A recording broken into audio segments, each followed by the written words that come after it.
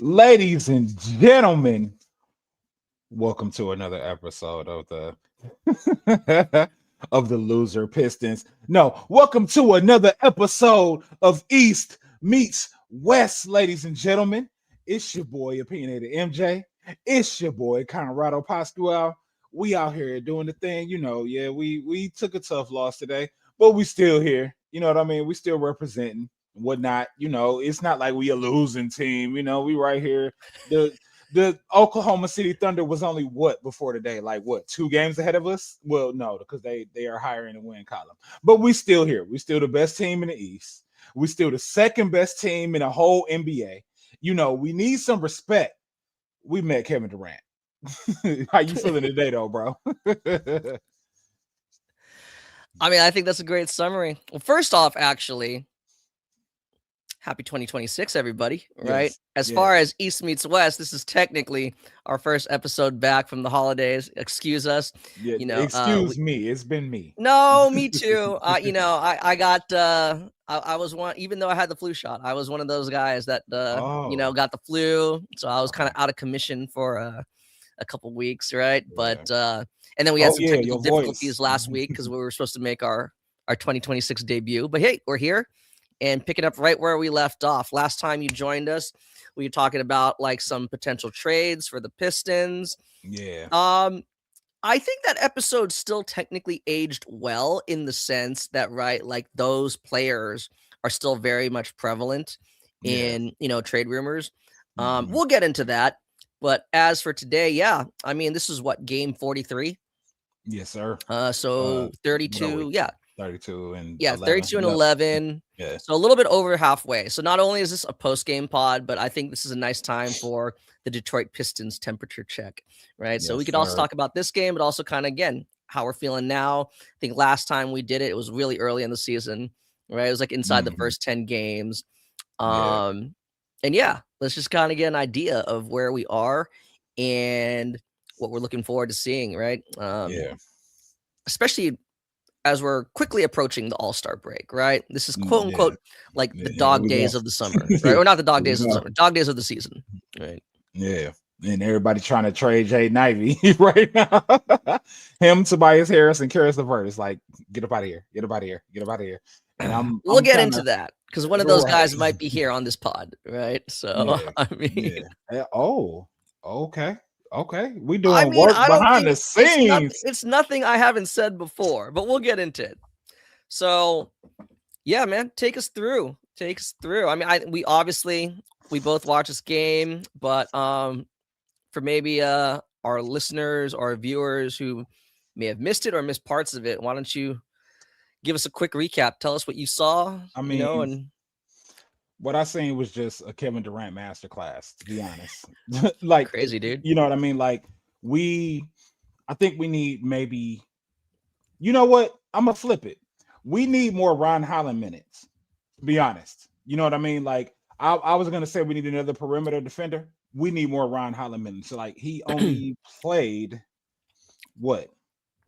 25 minutes. He played 25 minutes. You know what I mean? Like, and there was a point in the game where I'm like, why is Ron Holland out on the floor? You know what I mean? And we can't keep going without having him on the floor and thinking that we're going to be successful, especially if Asar is not on the floor. Then who do we have that's actually a prominent perimeter defender? We don't have anybody. You know what I mean? That's like that. Like, so I think we need more Ron Holland minutes. JB needs to trust him more.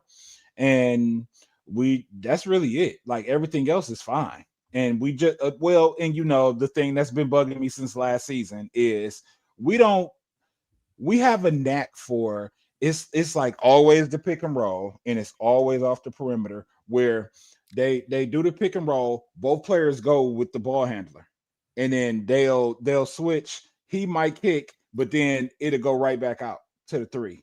And we let that three go. And I'm tired of that. Like, I don't want to start cussing, but like I'm tired of us. It's our show. You can cuss. I mean, and it's a Friday too. And it's I'm all for it, dude. It's a Friday, so yeah, just go for it. But I'm tired of that shit. You know what I mean? Like I'm too old for this shit. Man. Get off my lawn right now, young man. but like I'm just tired of us. It happens so much. It's like at some point you have to actually have learned that we need to not do that. Like who is in charge of, you know what I mean? Like coaching that up. Is it JB or is it a defensive coach? Like, and why are y'all not doing y'all job? Or why are the players not actually doing it? Like, I'm tired of that. Right. I'm tired of seeing that, and then it be like the 3-point shots going in because it happened with the Celtics. We won that game, by here, and we could actually shut teams like that down just by showing up on that end like that.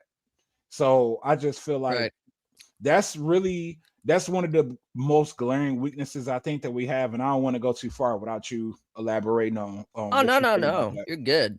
Yeah. You're good. I mean, again, I know we haven't been checking in as often as we did maybe like last season, but I've definitely been watching, I would say, a majority of the games.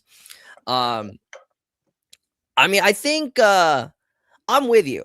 I know a lot of other fans. I was kind of like, kind of scrolling through the timeline during the game, especially during the fourth quarter. I know a lot of fans were upset that Asar was pulled.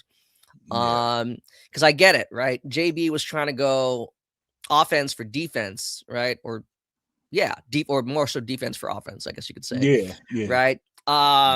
Except they weren't getting any stops, like at all.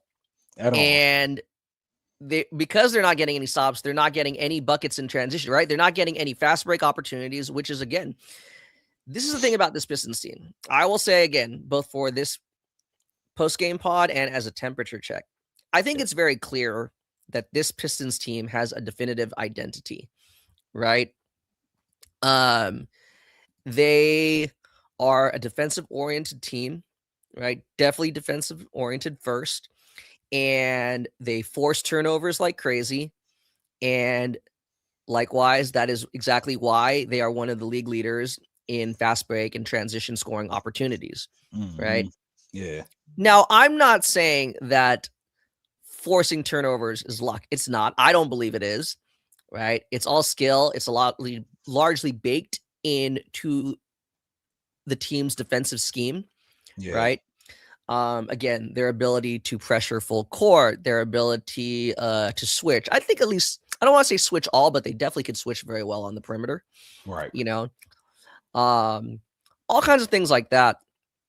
But the problem, to me, I think it's still a problem that now predates coaches, right? It's now transcended both coaches and front office regimes, which is, again, shot creation, on-ball shot creation, specifically in the half court.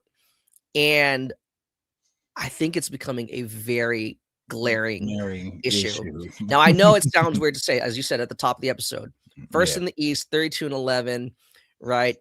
Third best net rating in the league. But again, it's like, I think even during the preseason, I think you even said I was a little bit more optimistic because I think my prediction was 54 wins. Yeah, yours was actually higher than mine this time.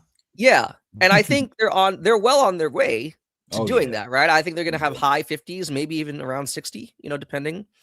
I mean, they are. You think so? We're halfway through. Literally, we're more than halfway through. 32. Hey, I'm not against it. I'm just being cautiously optimistic. Like, I don't want to get too overjoyed. I mean, again, I'm saying there's pacing issues, but I mean, like, hey, right, 60 wins. We still play half court though. We play half court really well. And it's basically playoff basketball. So my bad. But the thing is, again, like a game like today, actually, as I watched today's game, and I'm not looking for confirmation bias. The thing is I feel like this team loses the exact same way every time. And when a team loses pretty much the exact same way, it's really built into how your team is constructed. Right. That goes for any team, right? It's usually like those are the ways teams are finding ways to expose the few holes in the roster. But in my opinion, like, again, going back to Monty and all the dudes now that are in the Pelican, right? the guys that are now in the Pelicans front office. Like Rodamani. Yeah. Got to make a face about him. Like, it's still, other than Cade, nobody else can consistently create off the dribble. Right. Right. And even last year, even though the team, Trajan brought in some good shooters, Malik Beasley, Tim Hardaway Jr., right? And in their departure, he brought in Duncan Robinson, right? Like, make no mistake, the team needed an upgrade in shooting. They've largely done that the last 2 years, but they're all the same types of shooters. They're all catch and shoot, which means they need to be set up. Except Duncan. That man has been making them, and just floating them up. Like, I've been like, what is this? Oh, again, I don't know, man. In transition, yes, he can pull up, he can step into a three, but in the half court, like, it's not, right? Like, the issue with this Pistons team is that a lot of their perimeter offense, it has to be manufactured, right? And when it's manufactured, it's giving the defense an opportunity to get set, right? And now they can, again, overplay the passing lanes because they know that those guys aren't really a threat to just pull up off the dribble. I said the same thing last year. I'm still saying it this year. You know, the thing is multiple things can be true. We can say that a lot of the guys on this year's roster are upgrades from last year, and those guys are upgrades from the year before. Right. But the team as a whole, they still have the same glaring holes. Like, you improve the talent, but those holes, those weaknesses, those still persist. You know, which is why, again, I understand all these, trade ideas that are looming out there, because I do think that there are some moves that the team can make and address some of those issues without completely, like, overhauling this roster or anything like that. And I don't think, you know how I feel about that. You know, I'm like a super homer, and I don't want to get rid of nobody. Like, you can get rid of. I've been on Twitter like, oh yeah, go ahead, take Bobby Clinton. Hell, I don't want to get rid of Chaz, but we're not playing him. You know what I mean? And he's a 3-point shooter. And it's like, why are we not giving him minutes? Like, I don't understand. We need him, to be honest. We have what we need, but we don't play him. So it's just like, go ahead. No, I agree. I don't know. I would say largely probably JB is leaning towards, veteran experience. I mean, like a guy like JB Bickerstaff, who has been fired multiple times, and when he leaves, he's leaving with a winning record. Like, he left Cleveland as a winner. He left Memphis as a winner. So I think with a lot of head coaches, there is an innate desire and pressure that they put on themselves to win. Because if winning wasn't enough in their previous team, then how is losing? And I think, there's this, I think there's a thought process that, like, having to play raw rookies or just rookies, right? When you know what you're getting from a Javonte Green, well, in theory, and we're going to get to this guy. In theory, you're supposed to know what you get from Karis LeVert. I'm talking, right? Like, oh my God. Yeah. Mm-hmm. Go ahead. Yeah. Right. Like, talk about it. He's giving minutes to the veterans because obviously they have a large body of work. That's my guess, because I agree with you. Of all the young guys, Chaz, his archetype is not exactly what they need, but they need more of that. Like, but that hasn't been the case. So, but yeah, I would say tonight was, again, a lot of the issues that they face, like when the offense just bogs down, basically when they're not forcing turnovers, they struggle. They struggle to string offense together. And frankly, I'm not going to go as far as to say that like Cade has a problem from the perimeter right now. But I mean, it has been 43 games and he's shooting under 30% from three. Like, it's not ideal. Again, Fred, he's where are you? yeah. You Fred would like to Vincent? think we would like to think that it's going to get better, Yeah. right? That there should be some positive regression, but again, it just goes to show that if he's supposed to be like the most consistent piece, which he largely is, but at least from the perimeter, I don't think there's enough consistency there. And as like, we saw it tonight. Yeah. We're on the season. Yeah, I mean, that's the thing, right? On the season, the team is 12th in defense or in offensive rating on the season. But I mean, in their last 9, or excuse me, last 10, they're 19th, Yeah. So it's trending down. And I mean, in preparation for this episode, I had to look it up to confirm. I mean, we're ranked 26th in the league in made threes per game.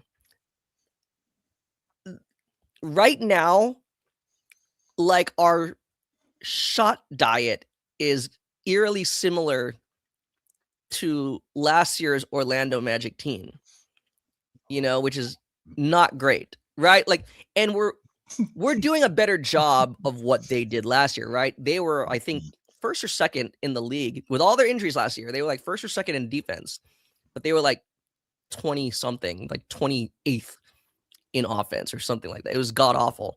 We're not as bad as that, but at least within regards to from beyond the arc, right? Because see, there's 2 problems now, and in my opinion, they are related, right? We're not generating enough rim pressure. We're not pressuring the rim nearly enough, and that's showing up in our very low free throw rate. Yeah. Right. And we're not shooting threes. Houston had what did they say? 14 for 17 at the half, I think it was. Yeah. I was kind of pissed off by that. You would think, right? In my opinion, I think they're synergistic. If you can have some semblance of consistent outside shooting, you can kind of pull the defense out. And then again, your guys who are best at driving, right? Driving the lane, whether that be Cade or whoever, Ron, Asar, even though they're not the best free throw shooters, but still, right? They can put pressure on the rim. They can draw. At the very least, you just need to draw those fouls, right? We've talked about this before. It's the best way of being able to maintain control of the game, especially in half-court situations. And this is why I'm saying they need to address one or the other, or ideally,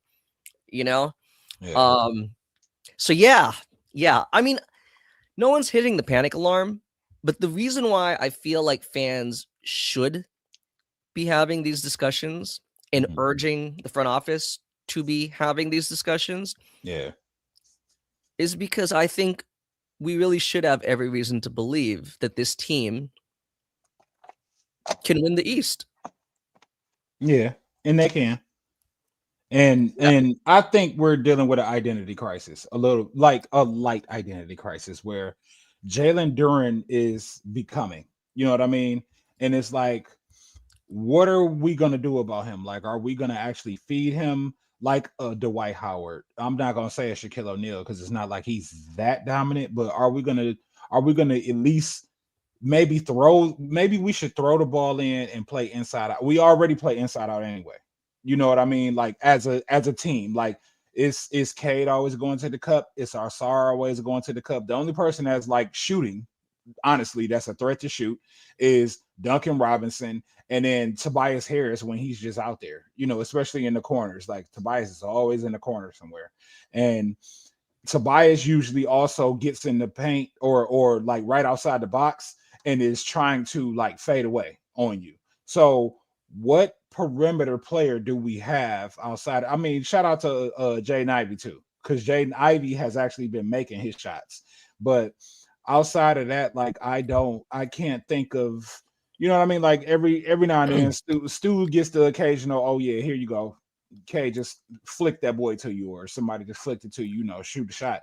But we need another designated shooter. You know what I mean? Like that will alleviate some of that, because I noticed that they do their best to wall off Cade. It's like Boston kind of unlocked the league to be like, this is how you guard them. You know what I mean? And then it's like early on, I noticed that they were guarding Duncan Robinson a certain type of way. You know what I mean? Like they would not let him get the ball. He was not. People were mad that we got him early on.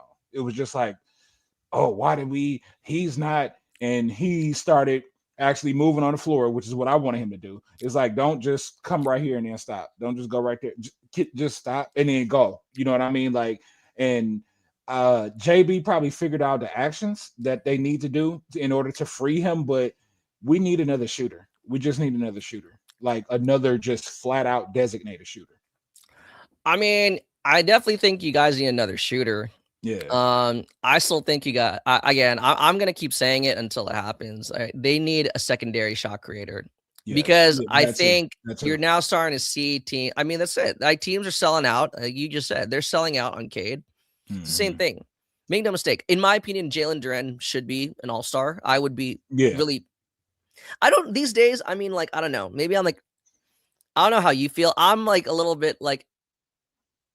I'm old enough to the point where I don't really give a shit about the All-Star game anymore. I care if the players care, you know? Exactly. And we were part of that era. Like I don't really care. Yeah, but I do actually, since we just brought that up though. Please, I want the international team to beat the USA team to wake them up. But I think that with Cade and Jaylen Brown on the team together, and Giannis. I think that Giannis should be on the international team, shouldn't he? Yeah. Giannis, Jokic, even SGA. SGA is Canada. Yeah. You know? Yeah. So a bunch of them. Actually, Luka. It's pretty funny, right? 4 of the 5 Western Conference starters are gonna represent the international team. Yeah, I think Jalen Duren, to me, it should be a no-brainer. He should be an all-star reserve. And again, I know, right? We've talked about the whole Baby Dwight moniker, and I gotta say, this year more than ever, he's living up to that. Like I think it's less of a joke, and I mean, more his stature is just like, you know what I mean? Like you got to do something. But the thing is, I mean, even back in 2008, Stan Van Gundy never liked it when they just gave the ball to Dwight and had him try to back down people like that. That irritated Stan Van Gundy like crazy. And I agree. Dwight was not a like a post-up guy, right? Neither is Duren, right? And going back to what we're saying about teams selling on Cade, they understand that Duren, if you get the ball to him anywhere in the vicinity, like within a 5-foot radius of the rim, it's going in, but the ball has to get there. They know, he has right? A handle. Like and he has a handle, which is I know, but like they have to get the ball to him. You know, I mean, I know he has a good handle. Like I like it when he does like the naked handoffs and everything like that. But I mean, he's not going to be. Well, I mean, every now and then when he's feeling kind of saucy, he does kind of go like one-on-one. Yeah, he does. You know? from the perimeter. Yeah, but still, I don't know, man. Like again, I see. I'm a little different. Obviously, again, like you're coming from a fan's perspective, and I'm not saying I'm not a fan, but it's just always, in my opinion, it's like there's inevitable roster turnover anyway. Right. Yeah, we got to get rid of somebody in order to actually solidify having Dennis Jenkins. We have to get rid of somebody, like in order to sign him to a guaranteed contract, because he's still on a 2-way, to be honest. Right. For those of y'all that didn't know. After the All-Star break, he will only have 2 more games of eligibility on that 2-way contract. So basically, like they got to make a move to clear out a roster spot for him. Yeah, we do. By the All-Star break. But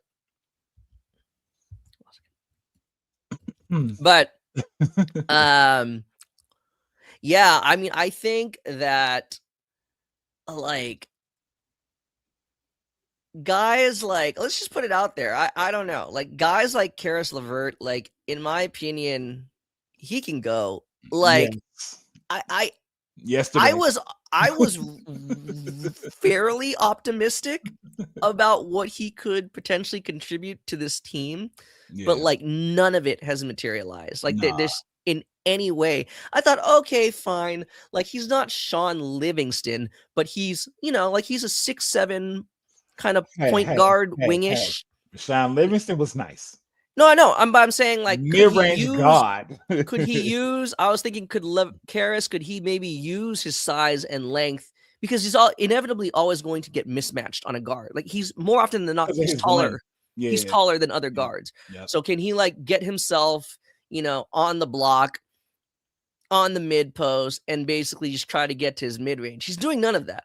Like, he's just at all. And he's not a factor from the perimeter.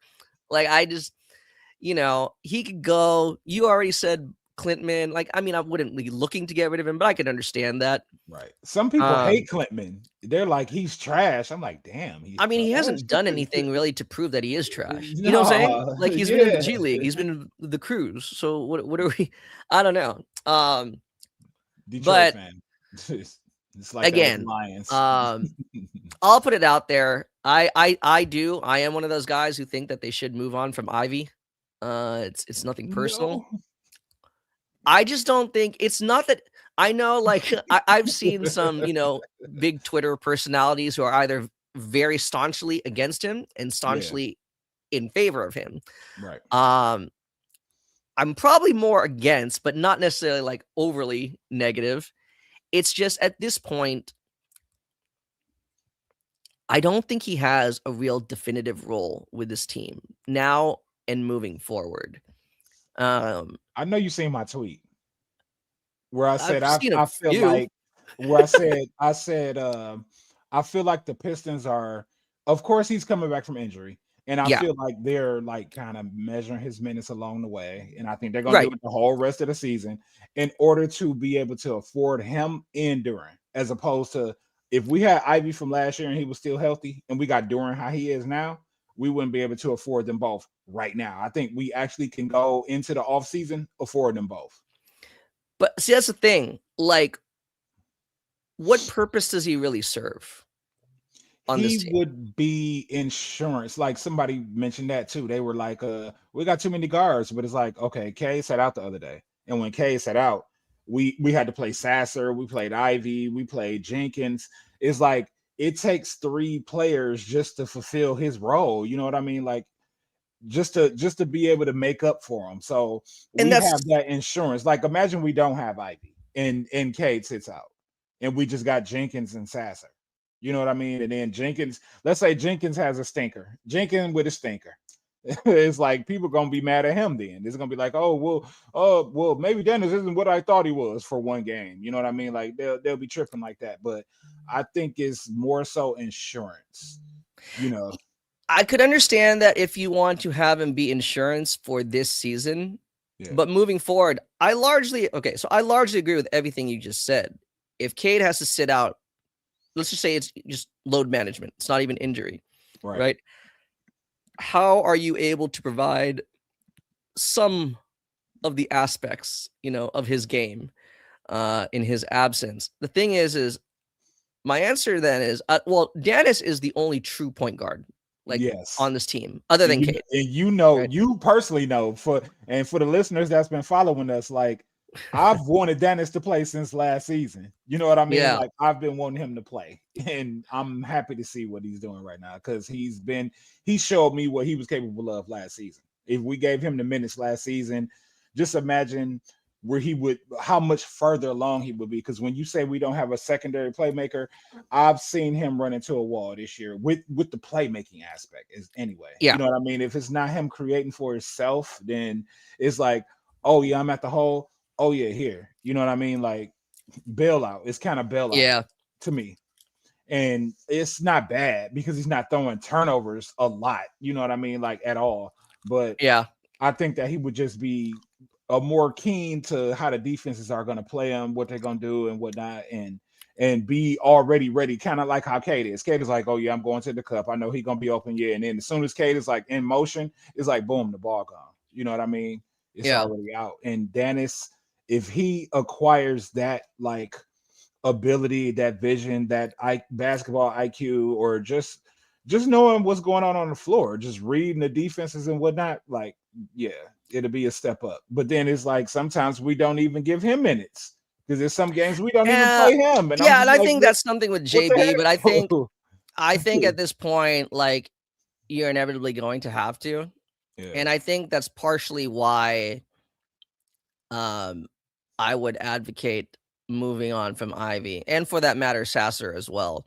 Like, to me, what you're describing is that's not insurance. It's just bodies, and I don't mean to, I can rock with that. denigrate or downplay their basketball abilities, but really what the team needs, they don't provide it.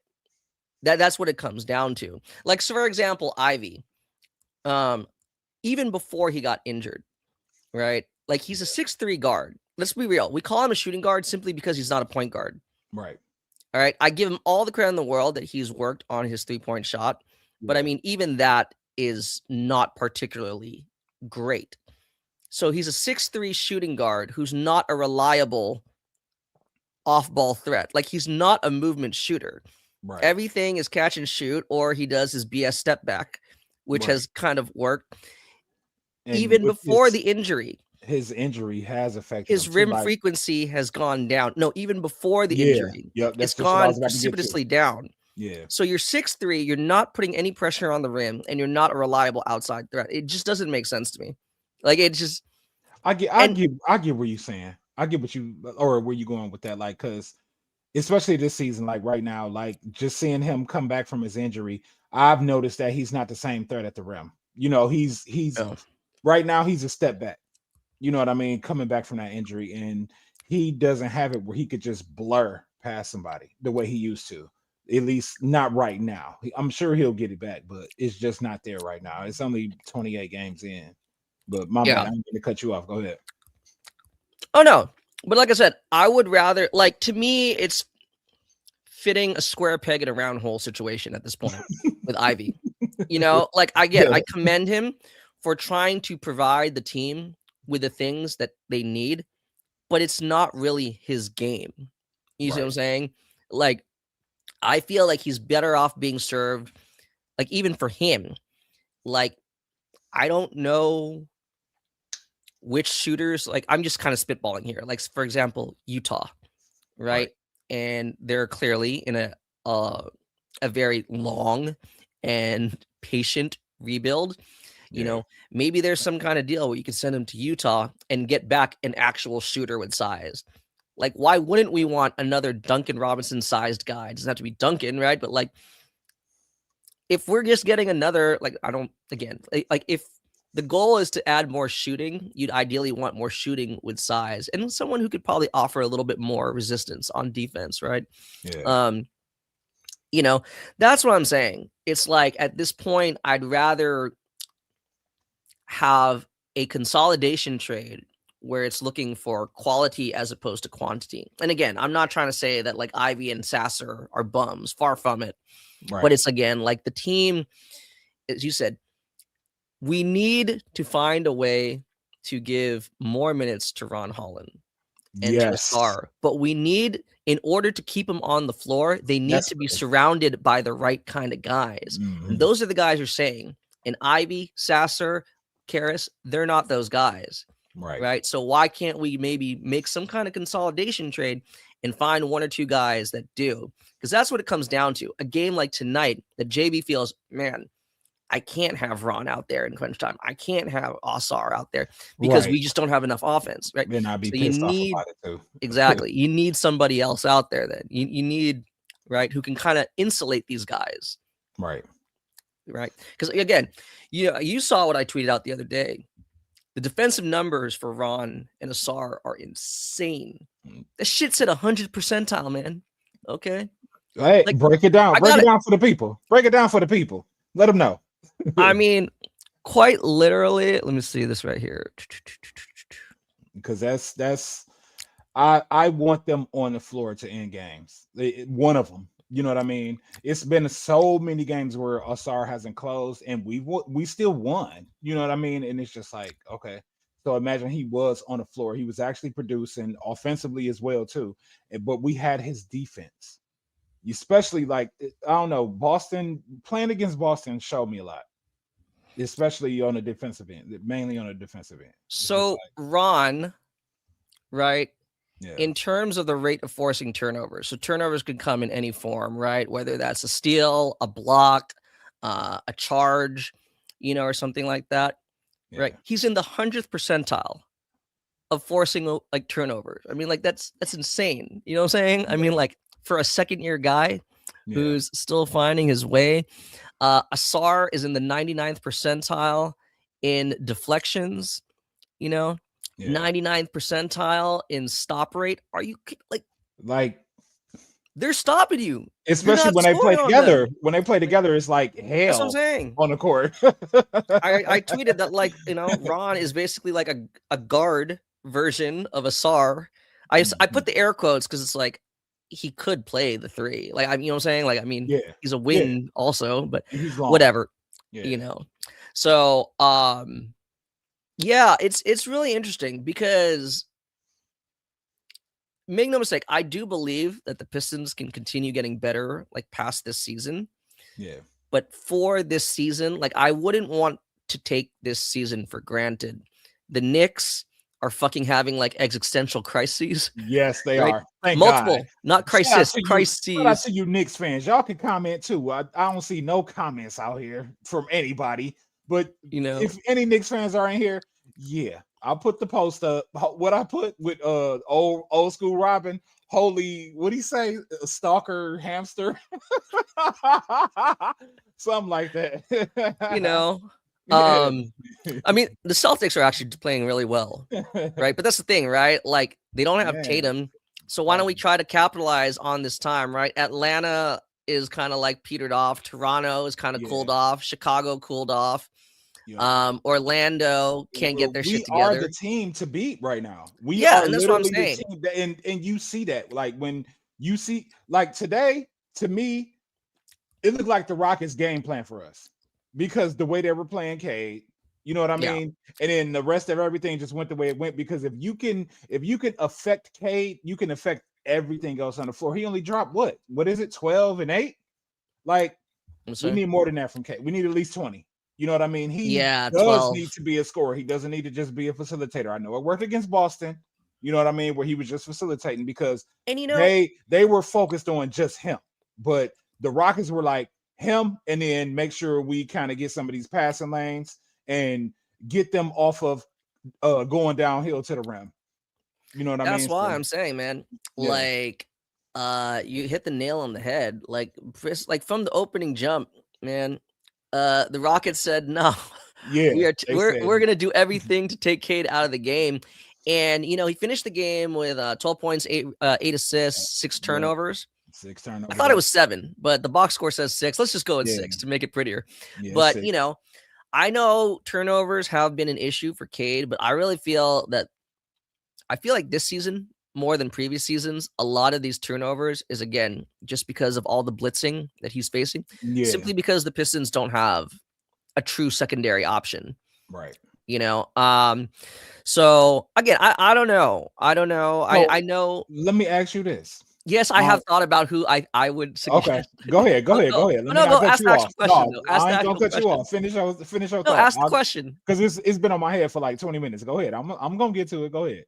Oh no! I was just saying. Sure? I've already thought about these things. Is Duren not like the second option? Are we so far away from bigs in this game that Duren is not okay? He absolutely no. He is a very good, viable option. Secondary scorer.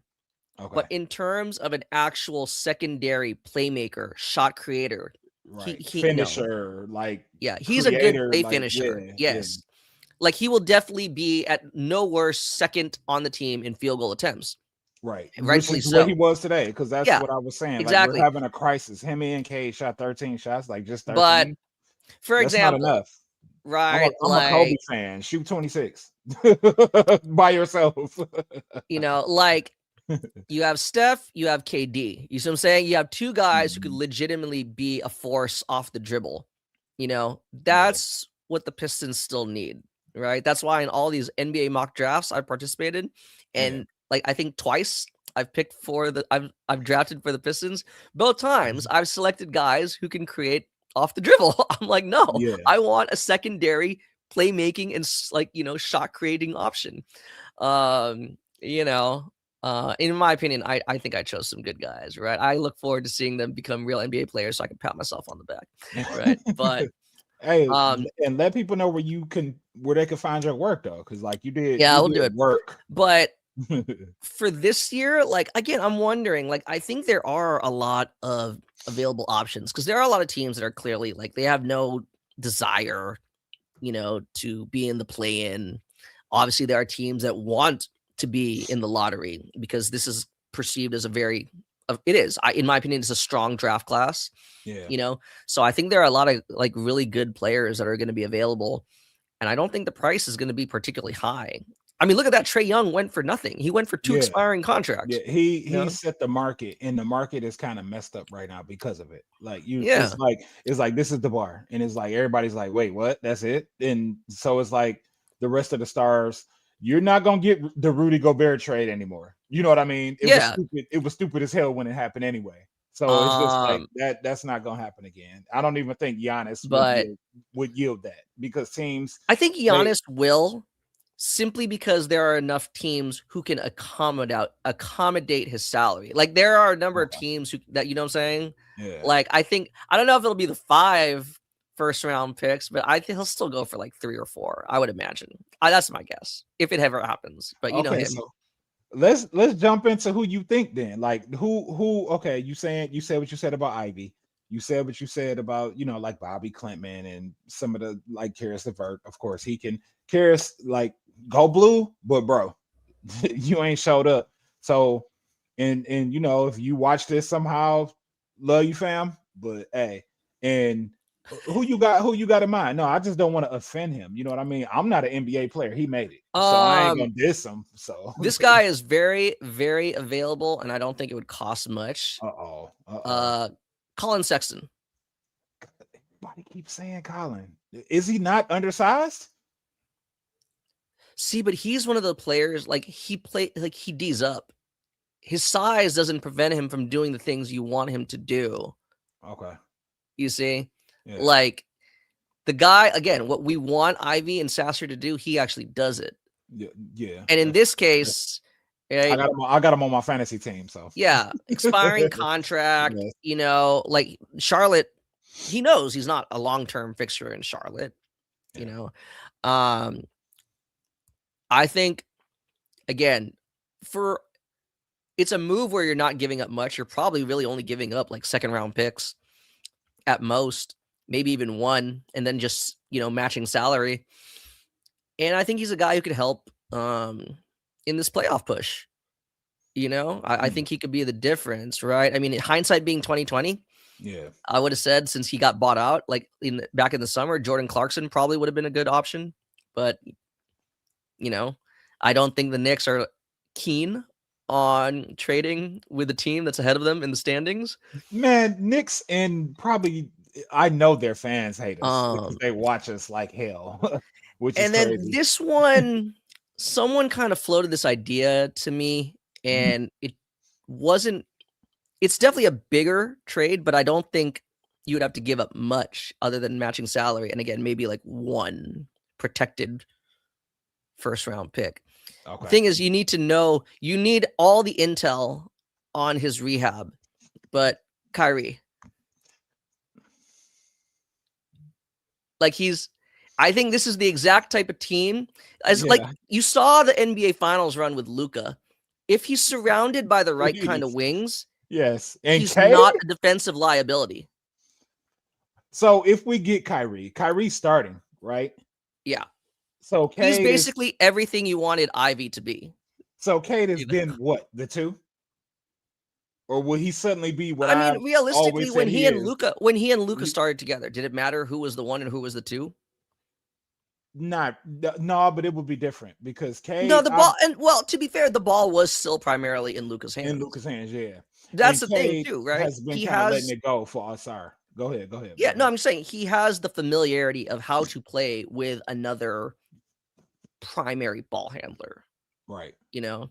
and to do it well, right? You are right here on East Meets West, right? We praise Kyrie for his work I love in Kyrie. that finals run, That's my guy. right?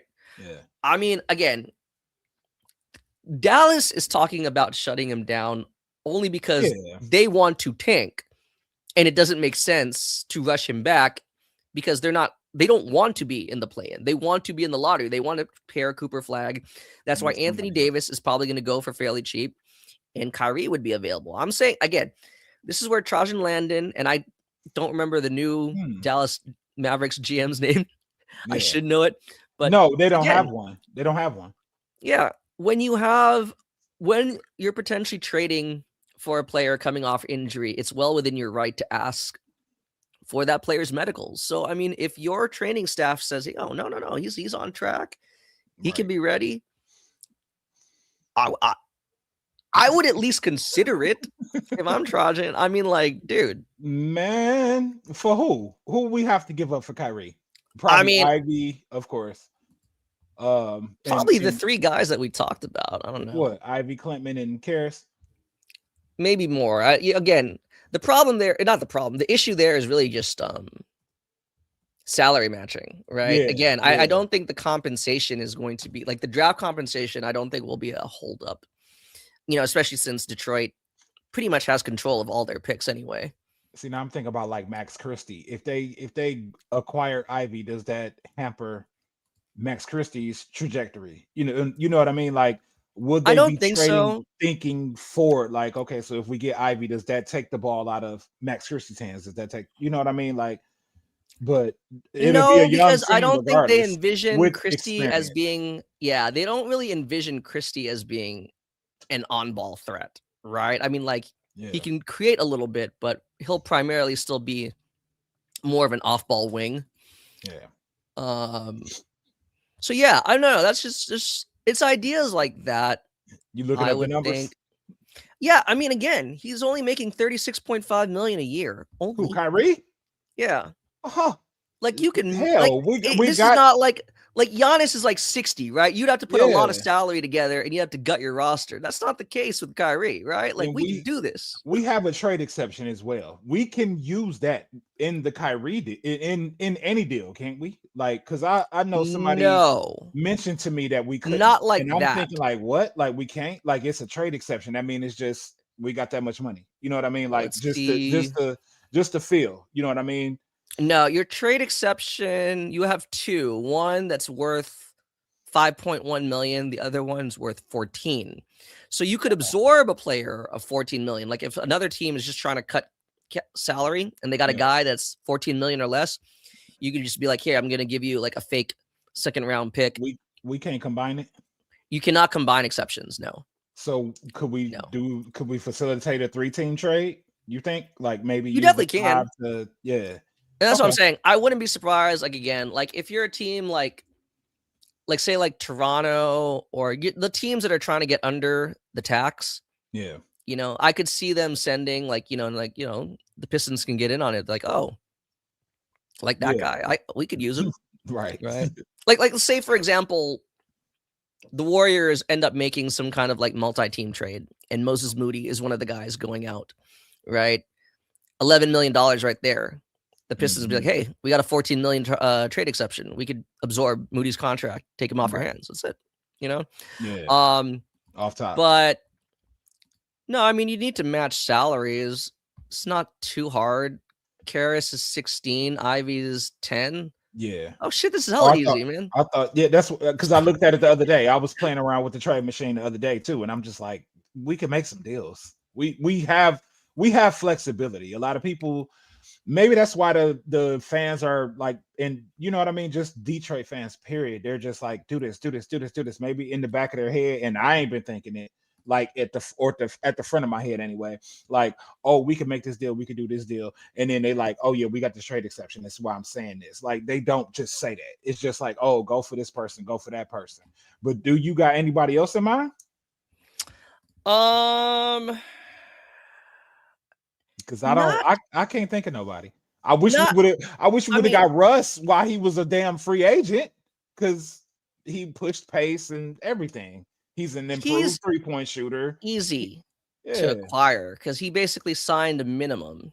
So that's Yeah. not too hard to acquire him if you really wanted to. I mean, but do you think he fits someone like him? Probably not. Yeah. You know, Because we Kyrie, need shooting. Sexton, you know, Kyrie, those oh my guys can do God, it from the perimeter. I bro. guess if you really wanted to, you I got could this broach the. jersey behind me. It I would know, be right? Kyrie's jersey. Like, I don't know if people can see it, like, because I got the damn lead account up. And then there's one that's Bro. completely unrealistic. It's not going to happen. But Yeah. if it ever did, I'd want him on the Pistons. Who was that? You know, in the wake of the Jimmy Butler injury news, a lot Yeah. of discussions have been, where do the Warriors go from here? Uh-oh. Like, is there any one or two moves that could even remotely get them to being contenders? Mhm. And everyone's like, dude, maybe it's time to start preparing for life after Steph. And like, frankly, that's the thing, right? Because Life Steph, after Steph. That's just sweet. Steph doesn't want to leave the Warriors. The Warriors don't want him to leave, right? Neither party wants out. No. I wouldn't want it. As a fan, I wouldn't want that. But the thing is if you're one of those people that believe if you have no chance of winning a championship, then what's the point, right? You should be bottoming out. Mhm. And you can't really bottom out in the Steph Curry era. Like, he's always going to get you to like the play-in at least. Yeah. And frankly, if you really wanted to have an aggressive rebuild, the best move would be to trade Steph. I thought you was about to say Draymond. But No. you're saying Steph. Go ahead. That's why I'm holding my headphones. Go ahead. To where? Steph will get you 4 or 5 first-round picks right now. He'll still get you 4 first-round picks. If the Warriors were just like, you know what, remove emotion, Yeah. Because he's gonna be good for another 2 years. Like the level he's at right now. I think right now he's still good for another 3 years. Yeah, 3. Now, having said that, all I'm saying is, if he actually ever did get to the point where he wanted out because he wanted to get another ring, I would want him to go to Detroit. Like, everything I just said Kyrie could do, Steph can do that and more. So I'd rather he just. They'll want the world from us. The thing about it is, realistically, you're only allowed to trade. Curry in Detroit. Oh my God! You know, I mean, again, it's not going to happen. I'm talking crazy now. I'm just saying. I would be at the arena all the time because I would hope the women will be down there as well. You know? Yeah. No, I mean, again, that's not happening. But I do believe, coming back to reality, I do think Sexton is very easy to do. Yeah. Kyrie is an interesting one. Again, if your training staff, your coaching staff, they check out, and they believe he's good to go. But no, I mean, it's like the whole thing, like, send Steph back to Charlotte. Like, no, dude, they're so far from contention, like real championship contention. I'd rather he go to like a team that's like. But I mean, in the East, as long as they can keep Brandon Miller, I think it could work. No, I think they're well on their way to being a like quote unquote contender, but So he doesn't have 5 years to wait for like Miller and Knippel to be like, so that's what I'm saying. I'd rather send him to a team like Detroit that has the flexibility to get him. That we're in pole position. I see us going to the finals, to be honest. Like right now, I see we have finals potential. Like with New York in disarray, with the Cavs the way that they are. The only threat now, like to me, is Boston. You know what I mean? Like if Tatum does come back and he's worth a damn, like instantly, then like he's not having the issues where it's like, he got his strengthening together, but it's still not game strengthening. You know what I mean? Yeah. Like where he's actually in, you know the difference. Like where, you're doing that on the court by yourself, but then when you out here playing somebody and then you playing somebody like us that's physical as hell, like nah. Oh, but you did mention Draymond. I would totally be okay sending him to Detroit if that's what you guys and he wanted. And he's only getting what, $25 million a year, right? Yep. Let me see. I mean, considering he's a ball handler, you know what I mean? Just he would completely free up Cade. Like I just realized the idea of Draymond and Beef Stew together. Oh my gosh. You and Ryan Holland and Stewart. Well, you said Beef Stew, but Ryan Holland too. Oh no, you guys will lead the league in technicals. It'll be awesome. You're getting jumped by 3 people, and it's gonna feel like 8. Right? Oh my god. Man. Well, we'll see. But again, like I said, I know it seems like, and again, social media is not representative of all fans. It's funny, like, during games, during like timeouts, I'll check the timeline and it's just polar opposites, right? There's like this very loud contingent that says, these guys got to go. Yeah. And then there's another contingent. It's like, no, these guys all got to stay with me. And that's me. Like, no. No. But again, right? Like, I mean, those are just kind of a couple ideas. I mean, again, the Steph one is just me saying, if that ever happened, this is the team I'd want like him to go to. If he was ring chasing, like, because he can't, it's not like he could go to OKC. Right. And it's like, where could he go that realistically is like championship? Because the New York Knicks are not coming out of Jalen Brunson. The thing is, what I mean? Like, the reason why I think like Detroit would do it is because of the CBA rules, right? You can only trade picks out to as much of, I think, like 7 years is the furthest you can go out. Yeah, in every other year. First round, you know that. So, I mean, the other years, you could still trade pick swaps. You know what I'm saying? Yeah. The point being, though, is that all the first round picks the Pistons could potentially send to the Warriors. Yeah. Like, Cade's going to be on the team. So it's not like you're giving us lottery picks. That's why I'm saying, like, I think Detroit would. Like, again, this is not realistic. Yeah. What? But I think this is why they would. Steph Curry in Detroit with Cade Cunningham? I'm just saying, I don't. Do we keep Duran and Stewart? Yeah. Do we keep Asar and Holland? Oh, I don't know. Of course. Because I'm about to say, if we keep all of them, I'm on deck. I mean, Steph is making $60 million, so you do need all of them. But if we could get Steph and we keep them, I'm not saying no. It's like, wait, what you want? Sorry, here. I made this a little too much fanfic. I'm just saying, but that's how I think how close to true title contention, you guys are. That's why I'm saying, like, if that were the case, So I got one. One that I just thought of off the top of my head. What about DeMar DeRozan? I mean, very attainable. Again, very attainable, right? The Kings are really looking to blow this shit up. Yeah. Right? They're like over the tax for a team that's going nowhere. I really don't think you have to give up much at all. I might damn near prefer Murray. But no. Actually, no, I wouldn't. Let me show you. Murray is like probably one of the few players that actually does command a decent return. Same thing with DeRozan's age and everything and the perception. That mid-range game is crazy though. That's the thing. Like, he's talked about a lot as a negative asset, and I understand why. But I mean, like, at the very least, offensively, he's like really on point still. Like, I mean, like, I'm not gonna forgive him for, I have a elephant's memory. I know you've seen some of my tweets. Like, I just tweeted about Kevin Durant today, and I'm like, I'm not forgetting you talking about some. Oh, it's just Detroit. You know what I mean? When you was in OKC, I'm not forgetting that. But DeMar DeRozan was like dunking on us and doing us dirty before he left Toronto. I will not forget that. You know what I mean? Like, it's in the back of my head. It's in the front of my head. Like, it's like, I'm not letting that go. And to have the asset that he is in the mid-range game and to, like, I look at like Asar, okay, we got Cade, but who else is actually, even Duncan Robinson is a mid-range gamer like that. You know what I mean? So it's like, if we have like a staple in the mid-range, that opens up everything else, especially because he operates in that mid-post kind of area. You know what I mean? Like, it will help. We might have a different type of ecosystem and just system period with him on the floor. I mean, I think, again, in terms of both how realistic it is and how feasible, very realistic, very feasible, right? Yeah. He's very available. Again, it wouldn't take much to get him. You guys have the flexibility to make it work.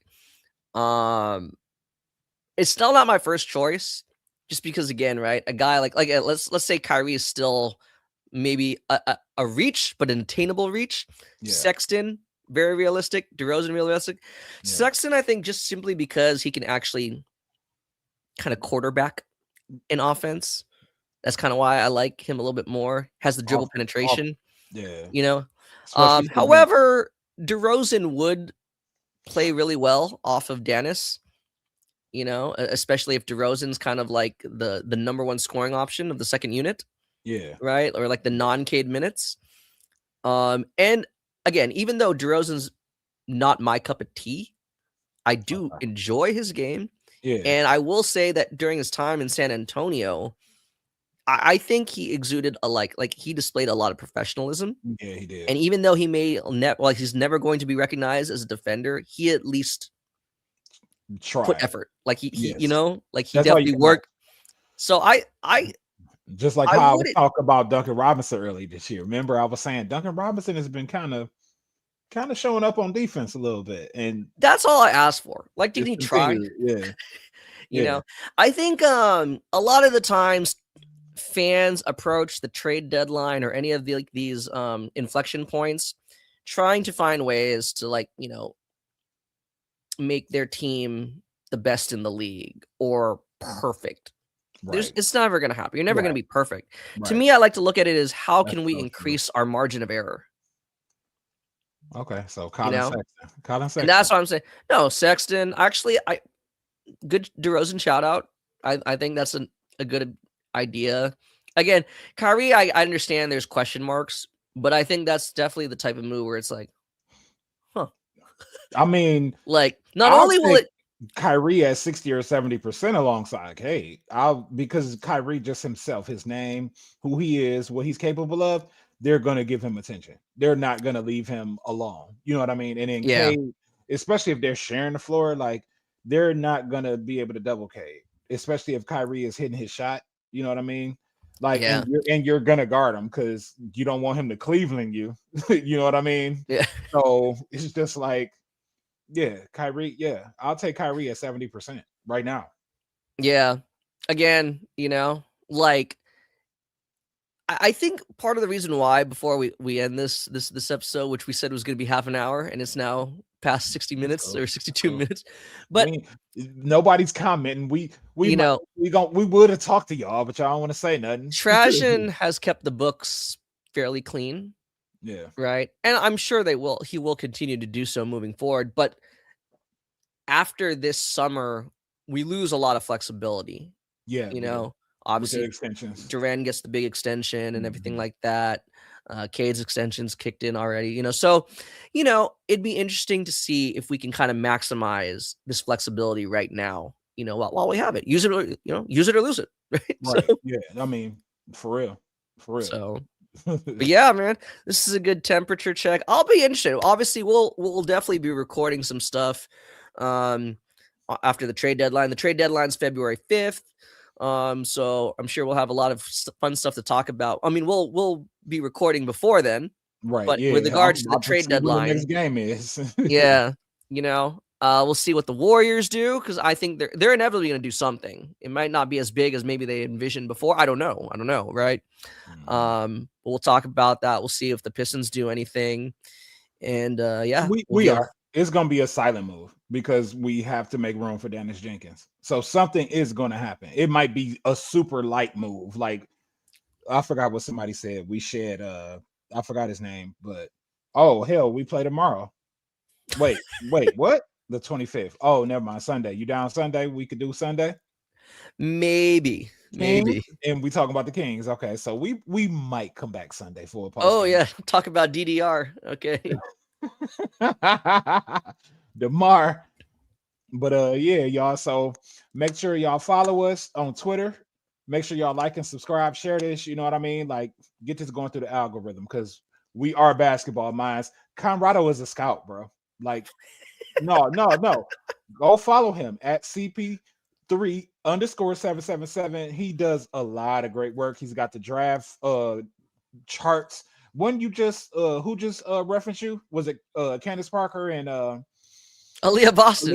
Yeah, their podcast. Yeah. So like, come on, man. Like we doing basketball things over here. We not doing all the hoopla and all of that. You know what I mean? We not the type of fans that's ready to bash somebody or just, oh yeah, this person is garbage. We don't do that. We actually love the game. We come from a place where, you know, we just love the game. So follow us. You know what I'm saying? Make sure y'all go to EMW_pod 2 as well on Twitter. Yes. Follow me on Twitter, opinionated_MJ. Y'all see it at the bottom. And yeah, we'll see y'all. Thank y'all for coming in, man. Like, let's go. All right. And we'll Take see care. y'all. Have a hey. And before we go, all of y'all that's out there in this winter mess that's coming on, like if y'all not in Detroit, if you in Detroit, stay warm because we cold. If you down south, man, if you got family out there or wherever the storm path is going, make sure they good, man. Like be on deck. And that's it. That's all I got. Take care. Peace out.